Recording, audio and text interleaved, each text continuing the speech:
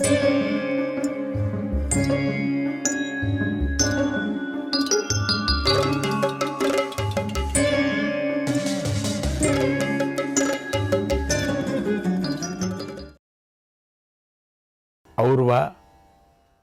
నీ తప ప్రభావాన్ని చూశాం. ఇక నీ తపస్సును చాలించు, లోకాలను అనుగ్రహించయ్యా, క్రోధాన్ని నియంత్రించు.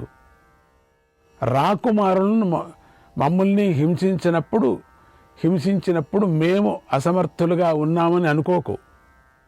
వారు వంశాన్ని నాశనం చేస్తుంటే ఉపేక్షిస్తూ ఉన్నామని అనుకోకు. ఊరికే చూస్తూ కూర్చున్నామని కూడా అనుకోకు. మా ఆయస్సు తీరిపోయింది, అప్పుడు మేము దుఃఖాన్ని అనుభవిస్తున్నాం. దాంతో మా అంతటా మేమే అంగీకరించాం. అప్పుడే వారు మమ్మల్ని వధించారు. శత్రుత్వం కలగటం కోసమే మేము ఒక విప్రుడి ఇంటిలో ధనాన్ని కావలసిగా దాచిపెట్టాం. ఇలా చేస్తే రాకుమారులందరికీ మాపై కోపం వస్తుందని భావించాం. అలాగే వారికి మాపై కోపం వచ్చింది. మేము పోవాలని అనుకున్నాం, వాళ్ళు మమ్మల్ని చంపాలనుకున్నాం. మాకు వయస్సు అయిపోయింది, ముసలివాళ్ళు అయిపోయాం. మా కోరిక అప్పటికి తీరిపోయింది.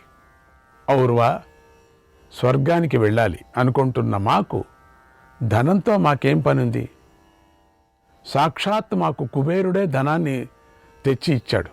అందుచేత ధనంతో ఇబ్బంది లేదు మాకు. అసలు రహస్యం చెబుతున్నాను విను. ఏ విధంగా అయినా కూడా మృత్యువు మమ్మల్ని ఏమీ చేయలేకపోయింది తెలుసా, లొంగ తీసుకోలేకపోయింది. అందుచేత మేమే కలిసి ఆలోచించాం, ఈ ఉపాయాన్ని పాటించాం. ఆత్మహాచ పుమాంస్తాత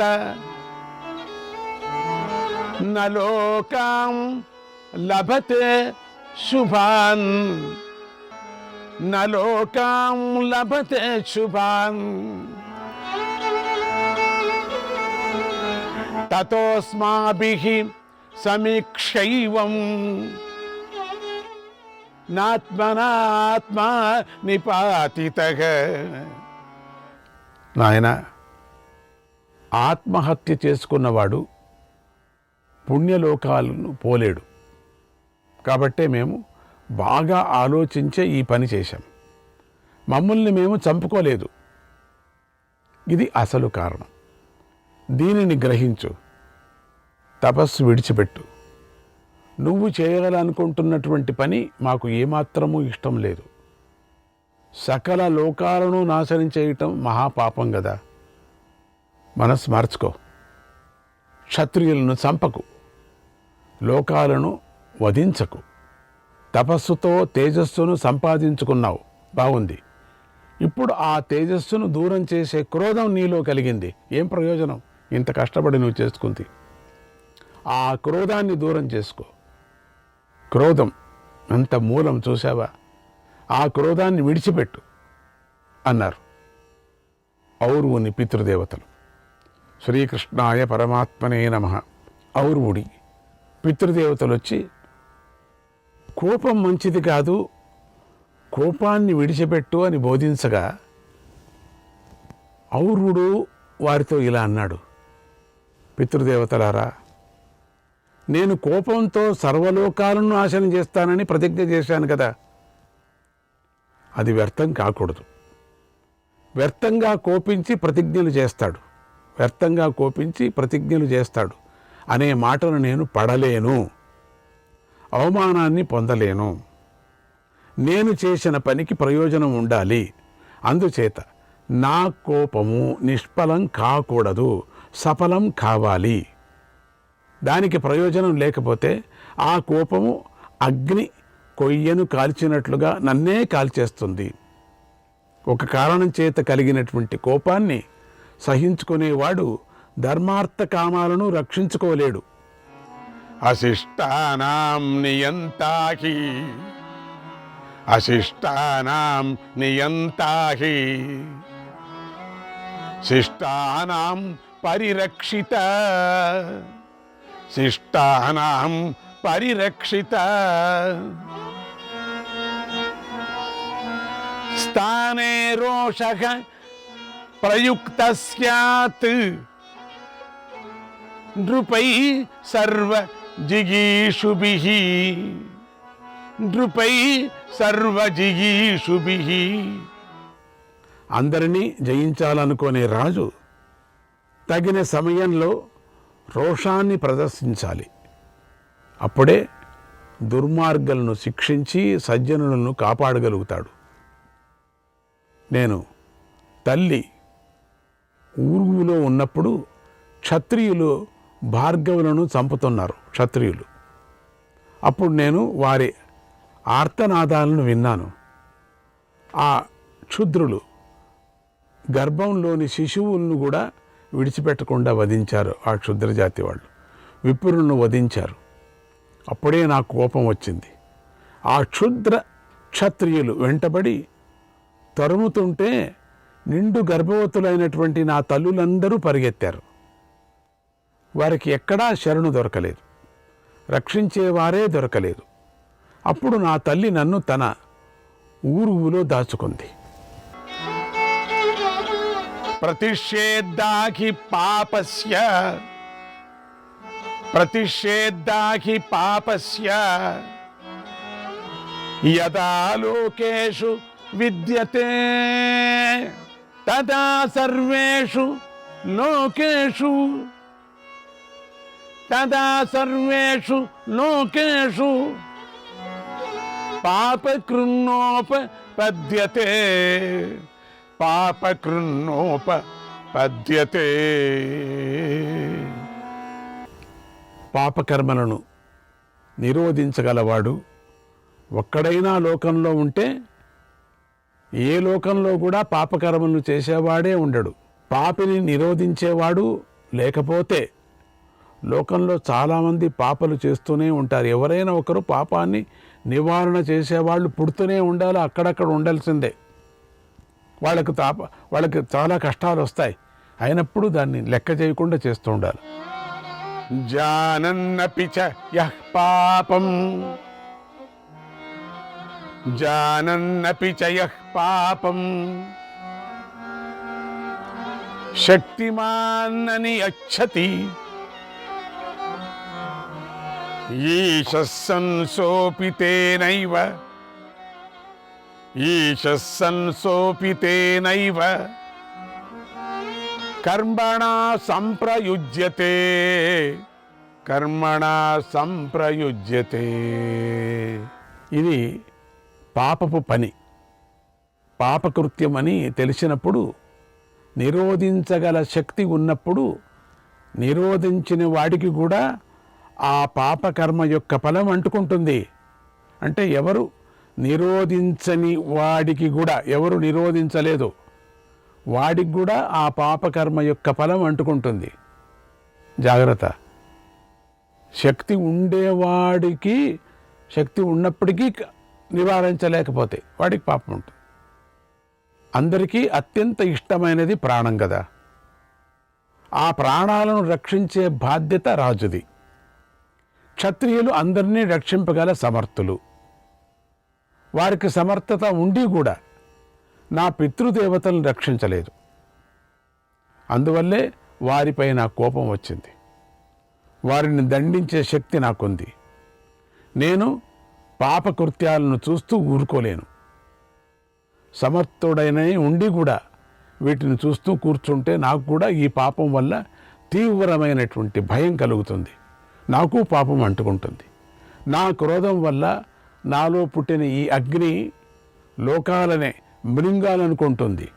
కనుక నన్ను అడ్డగించకండి.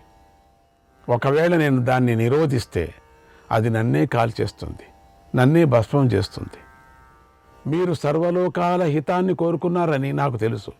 కనుక ఇప్పుడు మీరు లోకాలకు నాకు కూడా మేలు కలిగేలాగా ఆదేశించండి అని కోరాడు. ఏం చెప్తారో చెప్పండి అన్నాడు. పితృదేవతలు, నాయన, కోపం వల్ల నీలో పుట్టిన అగ్ని లోకాలను కాల్చాలని అనుకుంటుంది కదా. అయితే ఆ అగ్నిని నీటిలో వదిలిపెట్టు, నీకు మేలు జరుగుతుంది, నువ్వు బాగా ఉంటావు. లోకాలు నీటిలోనే ప్రతిష్ఠించబడి ఉన్నాయి.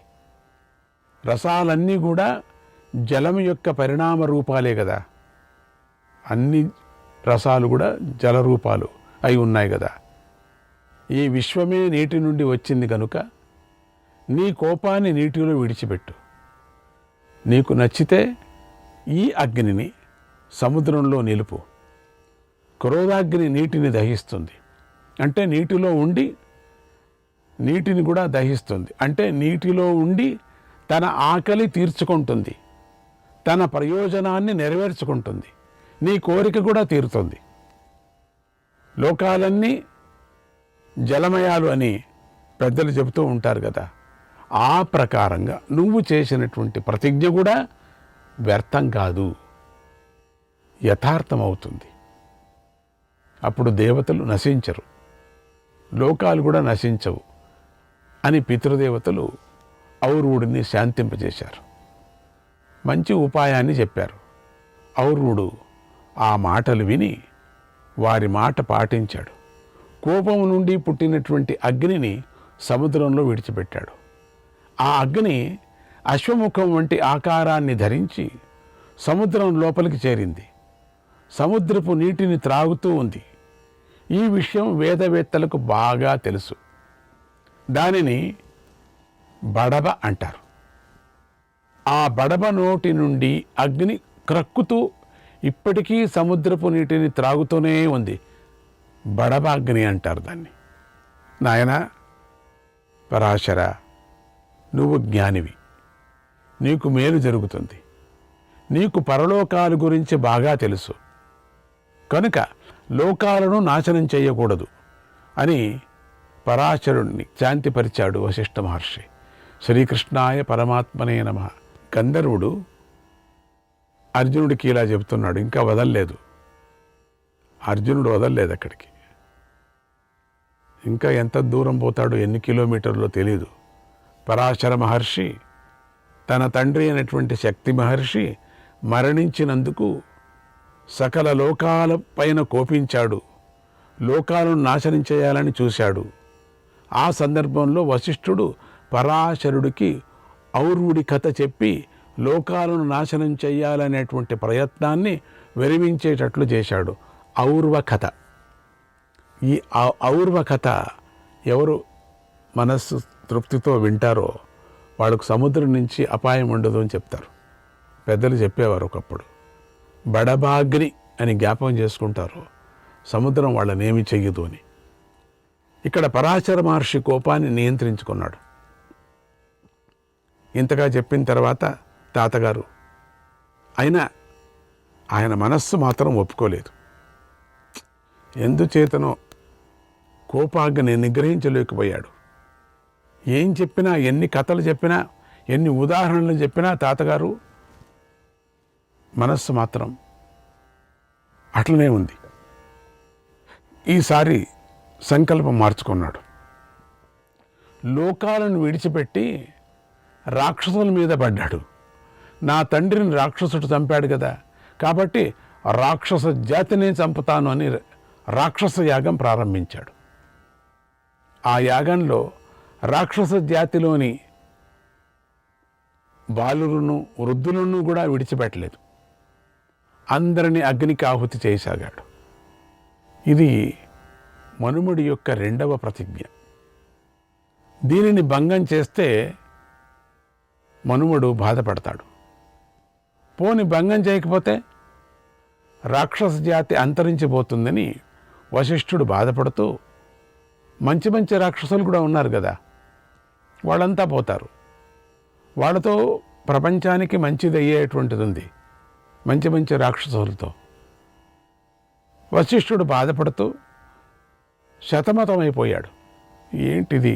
పరాశరుణ్ణి భరించలేకపోయాడు. పరాశరుడు ఏ దోషాలు లేకుండా యాగం చేస్తున్నాడు. అందుచేత ఆ యాగం నిర్మలమైంది, ఎంతో పవిత్రమైంది. కనుకనే పరాశరుడు అగ్నిలాగాను సూర్యుడిలాగాను వెలిగిపోతూ యజ్ఞం చేస్తున్నాడు. అటువంటి పరాశరుడికి మంచి మాటలు చెప్పి, నాయనా యాగాన్ని ఆపు అనటానికి ధైర్యం చాలలేదు వశిష్ఠ మహర్షికి. యాగాన్ని ఆపించటం ఎవరికీ సాధ్యం కాలేదు. పరిస్థితి చేయి దాటిపోతుంది. రాక్షస జాతే నాశనమైపోతుంది. అప్పుడు ఆ యాగాన్ని ఆపించాలని ముందుగా అత్రి మహాముని అక్కడికి వచ్చాడు. ఆయన వెనుక పులస్యుడు, పులహుడు, క్రతువు, మహాక్రతువు వాళ్ళందరూ కదిలొచ్చారు. రాక్షస జాతిని రక్షించాలని అందరూ పరాశరుడి వద్దకు వచ్చారు. మునులందరి పక్షాన పులస్యుడు పరాశరుడితో ఇలా అన్నాడు, నాయనా, నీ యాగం బాగా సాగుతుందా? ఎలాంటి విఘ్నాలు లేకుండా సాగుతుందా? ముందుగా మాటలు ప్రారంభం చేయాలి కదా. ఊరికే ఆపమని చెప్పడానికి వీల్లేదే. ఇంకెక్కడ తిరుక్కుంటాడో ఈ విడతట్టు అని అందరికీ భయమే. పరాశరుడి యొక్క శక్తి అటువంటిది, అందరికీ తెలుసు. అందుకని అత్రిని వెంట పెట్టుకొని వచ్చారు అందరూ. అత్రి అంటే అంతకన్నా అగ్ని, ఆయన తపస్సు అగ్ని కదా. అందుకని అగ్నికే సమానం అని చెప్పేసి అగ్నితో పాటు వెనకాల కొంతమంది వచ్చారు. పులస్యుడు వాళ్ళు వీళ్ళు పాపం దాక్కొని వచ్చారంతా. మీ తండ్రి హత్య గురించి ఇతర రాక్షసులకేమీ తెలియదు కదా, వారు నిర్దోషులు కదా. మీ తండ్రిని హత్య చేసిన వాడు ఒక్కడే కదా రాక్షసుడు. నిర్దోషులంతా చంపుతున్నావే నువ్వు. నిర్దోషులను చంపి ఆనందించటం ఏమిటిది? ఇదేం ఆనందం? ఇదేం బాగాలేదు కదా. రాక్షసులందరూ నా సంతానం, వారికి ఇలా నువ్వు నాశనం చేయకూడదు. ఇటువంటి హింస విప్రులకు ధర్మం కాదు. శమయేవ పరో ధర్మక, శమయేవ పరో ధర్మక, తమాచర పరాశర, అధర్మిష్టం వరిష్ట సన్, కురుషేత్వం పరాశర, కురుషేత్వం పరాశర, కురుషేత్వం పరాశర.